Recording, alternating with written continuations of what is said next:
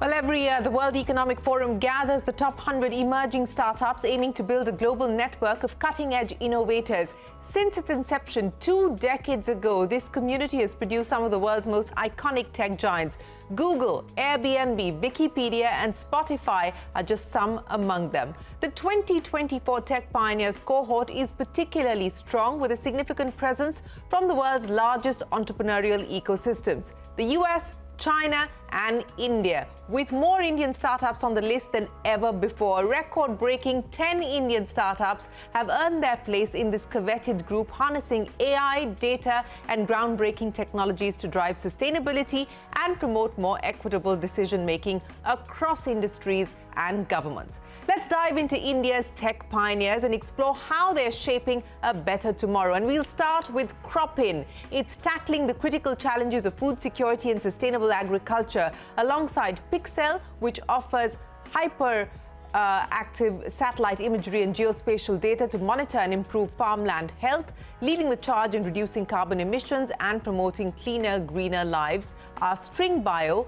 Amp-Hour Solar and international battery company with their innovative solutions. HealthPlix and Niramai are transforming healthcare with AI-driven platforms focused on the prognosis and prevention of serious medical conditions, including cancer. In the realm of AI, there's Sarvam AI, building foundational models and platforms tailored for Indian languages and contexts. As AI reshapes the job market, Entry and NxtWave offer vernacular-based courses dedicated to upskilling unemployed youth and helping them secure meaningful employment. Hello and welcome to Young Turks, India's longest-running show on startups and entrepreneurship. I'm Shereen Bhan.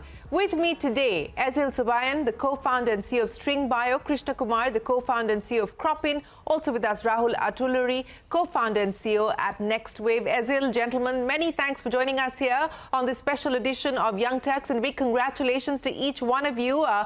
We wish you the very best from here on. But, you know, Krishna, let me start by talking to you about the journey that you've been able to make at Croppin. You started the company almost a decade and a half ago in 2010 by pulling out money from your own bank account, from friends and family. That was the first $10,000 that you raised. And today, you're at $50 million in funding to date. Take us through the many milestones that you've achieved at Croppin. What are you proudest of? Thanks, Shereen. So if you see Croppin, we have taken a decade of journey.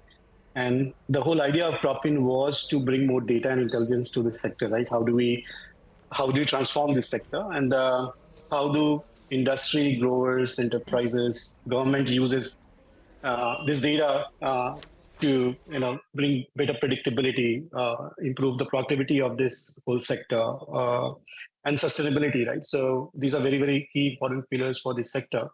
And Croppin is a food and agri deep tech startup, and we provide insights and critical data and alerts to all these players or ecosystem players like growers, enterprises, government and development agencies, to make an informed decision.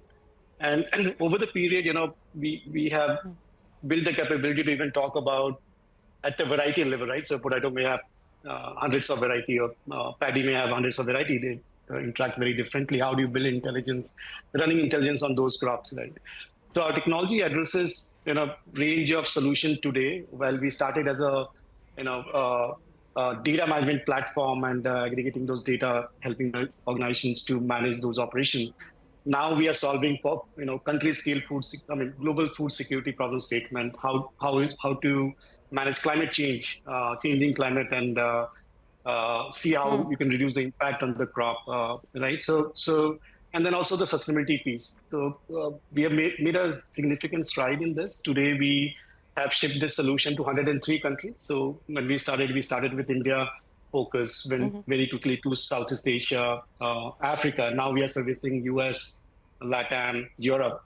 So built in India for the globe, and 103 countries. Recently, we surpassed 1 billion acres of intelligence. We computed intelligence for our customers. So we are, lighting up intelligence at the country scale on the crop and the variety. So government will take many policy decisions, or enterprises can take a sourcing decision on how do they make those supply chain more sustainable.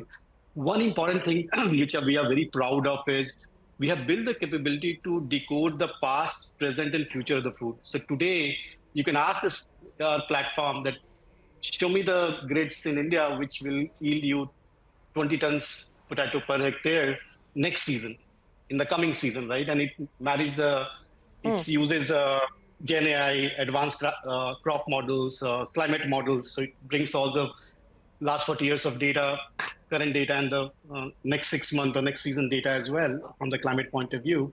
Marry that with a crop knowledge graph, which we have built as a proprietary on every grid of 5 by 5 kilometer to 1 by 1 kilometer and 10 by 10 meter. And then, give the predictive capability that how the paddy will look like in next 6 months or next 5 years or next 30 years, right, with the changing climate. Right. So that we recently launched alongside with our partners, and we are very, very, so very promising technology, and I think it's a need of an hour as well. Well, it certainly is the need of the hour, and congratulations on 1 billion acres of intelligence, as you put it, and for shipping your product across 100 countries. It clearly is a significant milestone that we are celebrating here, a made in India product for the world. But Ezhil, let me come to you, and congratulations. What's also heartening to note is that this year's Technology Pioneers includes startups not just from 23 countries, but a third are led by female chief executives. So that's particularly promising to note as well. But Ezhil, your journey from Chennai to the Valley, starting String Bio, moving from Silicon Valley back to Bangalore in 2014, the many milestones that you've been able to accomplish and what you're proudest of. Fantastic. Thank you so much for having us today. The proudest, actually, when we look back at the journey for String so far, the company's kind of gone through 3 phases, right? What started for us was an ideation phase, building a deep tech platform at the intersection of synthetic biology, of process engineering, of fermentation from Bangalore for the world. That's kind of how we started. We've got a very, very strong deep tech platform, a lot of proprietary patents around it. And in phase 2, we started with the execution and started scaling up the manufacturing technology, right? Because fundamentally, we've got a process wherein we use greenhouse gases as the raw material to create a variety of interesting products, from peptides to proteins to additives to crop inputs. And in the execution phase, basically, we set up a first manufacturing facility in Bangalore and started to scale up the technology. And that facility was largely used to cater our products to not just the Indian market, but also to markets outside of India.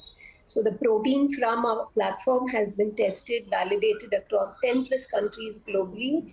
In fact, we recently got the regulatory approval, the GRAS approval for our gas-derived protein product in the US. We're the first from India to have a GRAS approval for such an alternative protein product.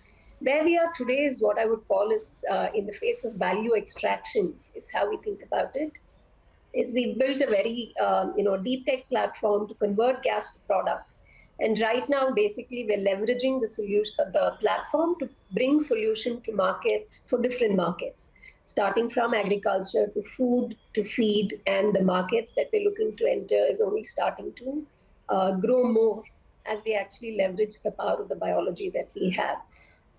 So really, and above all of this, right, while we are very customer focused and looking to create the right products that our customer wants, the real value, if you stand back and take a look at the platform, is the benefit that we are able to bring to climate change and climate impact. Right, therein lies the real benefit for us. The big milestone for us this year is we're setting up a large-scale facility in Tumkur, which is about 50 kilometers north of Bangalore, that can cater to 10 million acres of agriculture, right? And in terms of the impact that we will be able to make, this 10 million acres translates to almost 10 million tons of carbon dioxide offset when we take these products to market. So that's quite a significant impact which we will be able to make, right? Starting from technology to actually scaling up the solution and now being able to take it all the way to market and actually create that impact, not just for our consumers, but also for the environment at large. Absolutely, and I think, that's what we heard from Krishna as well over there. That's the kind of meaningful impact that both Croppin as well as String Bio are hoping to make. Congratulations again on your milestone of being able to get to that 10 million acres in terms of impact, as well as entering the US market with your patented product. We now move to the new kid on the block. Thanks very much for joining us here on the program. NxtWave really is a collaboration of 3 IITs, Bombay, Kharagpur and Hyderabad. And the aspiration is to create India's largest employability platform for tech careers. Take me through what got you started in this journey that only began in September of 2020. Where do you believe you find yourself today, and what's next for you? Thanks, Shereen. Thanks for having me here. Our journey began, like you said, it began during September 2020. So in the past, me and my co-founders, Anupam and Shashank, used to work together. So as part of a cybersecurity firm. And there, one day we wanted to hire young talent for our own company. So we went around colleges trying to hire young kids.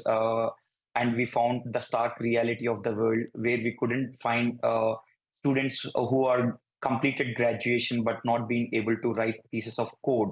That was something very stark surprise for us. So that led to take a step back and try to understand the scenario, what's happening across in the colleges within the country. So, and at the same time, we were also talking to quite a lot of tech companies all across, right from Googles and Amazons of the world to small and medium scale IT tech companies as well. And we realized that there is a huge gap that exists between academia and industry. So that led us to starting NxtWave to primarily bridge the gap between industry and academia. And again, as we started with curating the content which is already present on the internet, and started with providing it to student a structured path. But as we started doing it, we realized that while in India, a lot of students go to English medium schools right from the childhood, but the biggest challenge is people do not think in English. And it's a two-step process for them to translate something in English to their mother tongue and then try to comprehend. The question we asked is why when people in China learn computer science in Chinese or Mandarin, and people in Germany, they learn in German, and they're all top-notch software developers. So if there is a significant chunk of population in the world who are learning computer science in their own mother tongue, why can't we also teach computer science in their native language is one thought that stuck to us. And we experimented it, and we unbundled the skills of tech and the soft skills of communication. We unbundled both of them and made it accessible for a large population to learn tech in their own native language, and breaking the language barrier that existed before.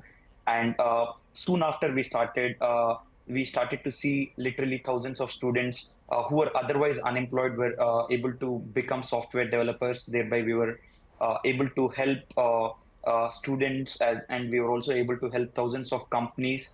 In the short journey of 4 years, we were able to help more than 2,000 companies to hire thousands of students. And at the same time, we have seen a lot of inspiring stories, a lot of women who were unemployed with our tech solution being made accessible to them. So they were able to learn technology skills, and today they are employed as software developers all across in the country.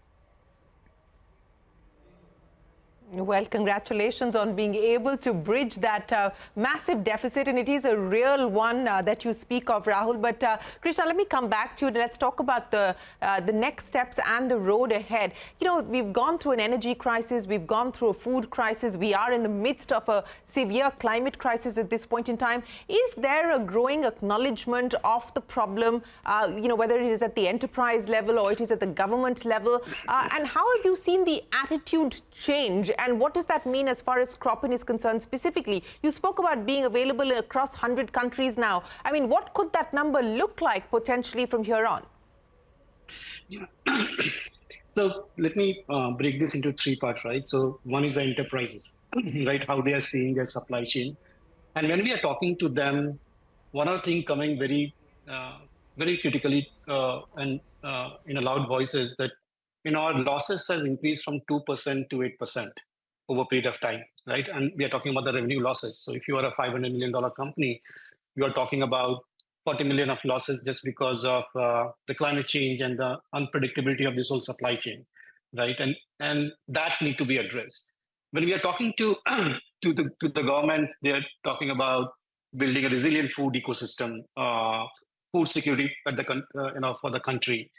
And some of the work we are doing in Africa, we are also working in Sri Lanka right now, where we are looking at every farm in the country and building a trend for last 7 years because there is no data, right? So you have to run your AI models to first decode which crop has grown on those particular plots, and then how it has been trending, what has the impact of the climate change or precipitation or soil moisture, and give them whether the high yielding areas are becoming low yielding areas or the crop acreages are shrinking, right? So you first build as intelligence so that they can take a next 5-year policy decision, whether it could be how should they roll out the subsidy on the fertilizers or the seed subsidies or irrigation subsidies, right? So you are acting on the data right now and supporting the top crops in the country. So in Africa, it's the corn, where we are working very, very extensively.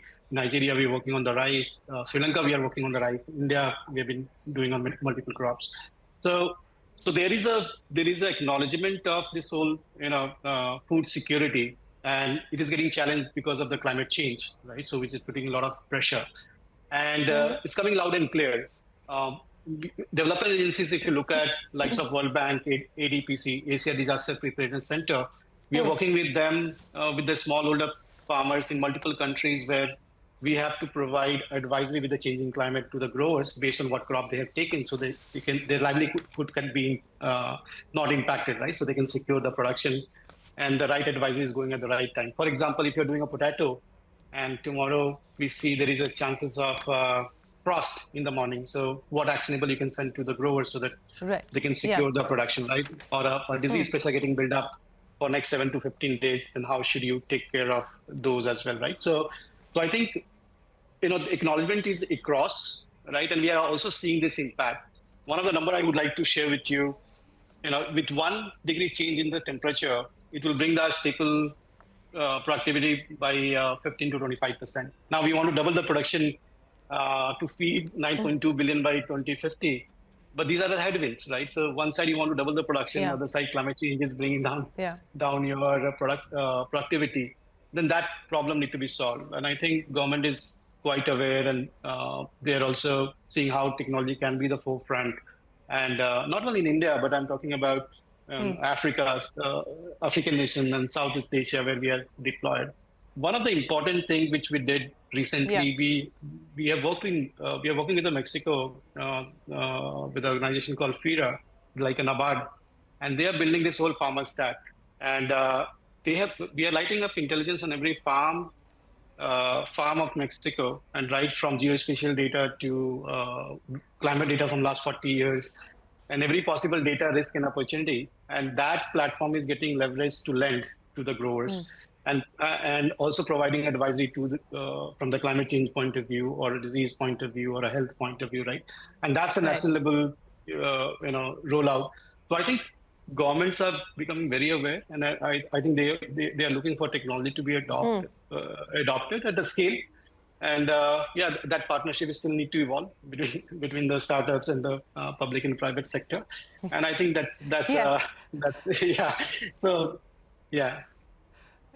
I would imagine that's work in progress, but as you pointed out, all of this is essentially to ensure that we are less vulnerable to the kind of shocks and that we're facing at this point in time, and that's the essential purpose of Croppin, as well as what String Bio is also hoping to do. Ezhil, I want to talk to you about building a deep tech company out of India that's servicing the world. I mean, today you hold over 55 patents globally that cover biology, fermentation, engineering. You've been able to raise about $20 million. You've got some marquee investors on board. But, you know, for someone who's watching this and is looking at the possibility or has the aspiration of wanting to build a deep tech company out of India, what is the cheat sheet? I wish there was one, actually, Shereen. I think it's, I think the cheat sheet actually is, technology is very interesting, right? But technology is only useful if you can really solve and bring value to the customers, to the market. And as Krishna just highlighted, today we have new problems that we haven't seen before, right? When you look at a farmer, we are telling him, hey, increase your crop productivity, increase your food production. Oh, by the way, I want you to also reduce your environmental footprint, right? And this entire challenge of having to do this falls on the farmer. And I think that's where the power, for example, with String, we've got solutions where we are able to solve exactly that, right? New age problems require those kind of interesting new age solutions, which will be able to then address both that.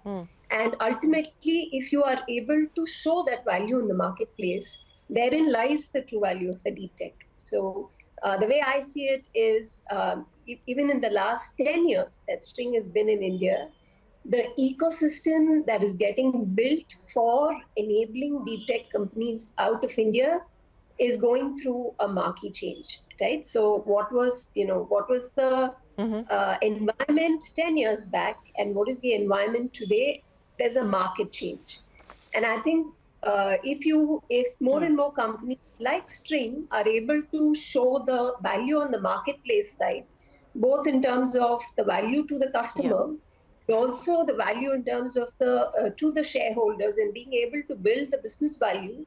And I think therein we will be able to create a natural pool, more deep tech companies coming out of India, right? Because the problems that we're looking to solve today are not easy, are not small, significantly large problems. And one thing that I would say is, I think these are also not problems that will be solved by single players. These will have to be solved by interesting collaborations, partnerships, not just within the private sector, but also between private and public sectors.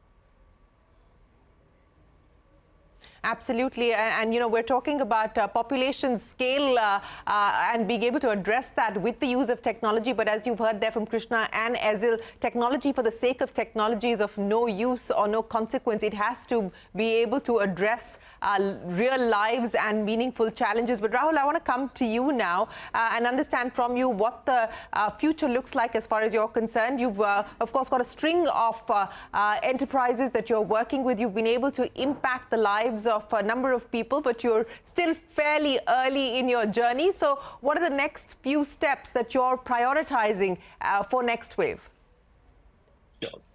So again, if we were to look at India, at any point of time, we have close to 40 million students who are enrolled into higher education. And with the government's efforts to improve the gross enrollment ratio, it is bound to grow to 70 million students in the next few years. And India has potential to become like the talent capital of the world. And today, all the stakeholders, including the governments, education institutions, and everyone, including students, realize that skills are more important than degrees. And that's where even government has set up National Skill Development Corporation under the leadership of Mr. Vedmani Tiwari, where NxtWave is also recognized as one of the partners in terms of driving the skill revolution within the country. And in the next 2 years, today we are at the scale of transforming thousands of students each year. But in the next 2 to 3 years down the line, we want to scale up to the level of transforming 1 million students each year, thereby transitioning the country from opportunity or potential to making it to become a technology leader, India to become the technology leader as well as become talent capital for the world. So that's where we are headed towards, Shereen. Well, I'm going to close by asking each one of you to in a line, tell me what the vision is now for each of your companies and what the aspiration is that you're working towards. Ezhil, I'll start by asking you, for String Bio, what's the aspiration, what's the vision over the next decade? So for us, as I mentioned, Shereen, we are in the phase of value extraction. So I would say our mantra today is execution, execution, execution, to maximize our impact at scale, right? So as I said, our first facility coming up can cater to 10 million acres. That's 10 million tons of CO2 offset. In my mind, that's just the first step for us. We're looking to scale this up further to at least 2 other global facilities that can create even further impact. So that's the vision. And so ultimately, it is built technology, but technology that can create a real value on the ground for both our customers as well as our shareholders. So that's the vision, and that's the impact we're looking to create. Krishna, what's the vision for the decade? I think the vision is, I'll keep it to very small. I mean, we want to secure the food security for the planet using technology, and we will go deep into that. And I think that's what we are aiming for. And I think in next 2-3 years, the short-term vision is to decode the future of top 13 crops, which feeds around, provides 80% of the energy to the planet, right? So I think we are going very selective and very deep into those areas. Well, Ezhil, Krishna and Rahul, we hope that you continue to go deep and wide, and we wish you the very best of luck with your future plans, and congratulations once again on the honor of being part of the World Economic Forum's Tech Pioneers cohort for 2024. It is, of course, a very coveted set of entrepreneurs that make that list, and congratulations for being part of the 10 startups that have made the list from India. Well, with that, it is time for us to wrap up this edition of Young Turks. From all of us here on the program for now, many thanks for watching. Do stay tuned. There's a lot more coming up. We're back in a moment with more.